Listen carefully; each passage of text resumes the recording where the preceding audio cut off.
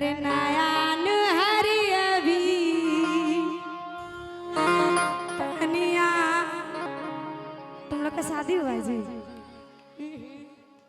कि मेला जाई के काहे जिद करतारो आ झूठा के डालबू काजल हमरा के झमेला में गोरिया हो भूला जैबू राजघाट के मेला में। बोली सच्चे दरबार की नया नुहर अभी कन्या मेला जाई के काहे जिद करतारो नया नुहर अभी कन्या मेला जाई के काहे जिद करतारो झूठा हो के डालबू झूठा हो के डालबू हमरा के झमेला में काजल हो भुला काजल हो भुला हर के नया नुहर अभी कन्या मेला जाई के काहे जिद करतारो।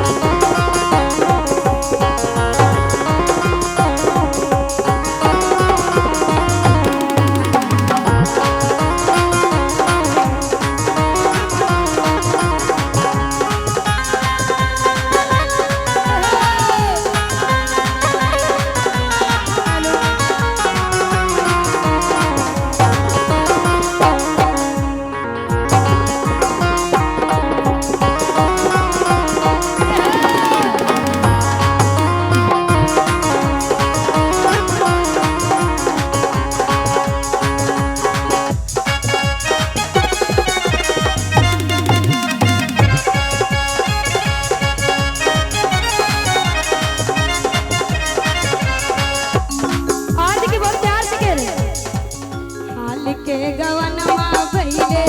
दूर तक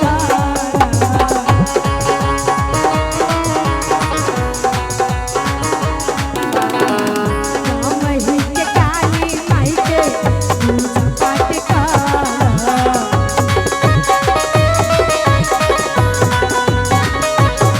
हाल के गवनमा भइले दूर तक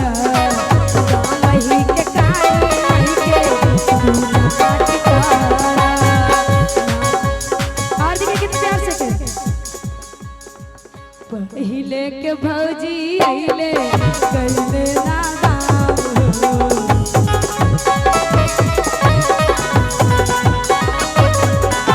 अब ते कइले बाड़ू हमके परेशान हो नया नुहरी अभी कन्या बाड़ू मेला जाई के काहे जिद करतारू नया नुहरी अभी कन्या बाड़ू मेला जाई के काहे जिद करतारू झूठा हो के डालबू झूठा हो के डालबू हमरा के झमेला में गोरिया हो बुला गई हट के गोरिया हो बुला गई हर के गोरिया हो बुला गई हर के गोरिया हो बुला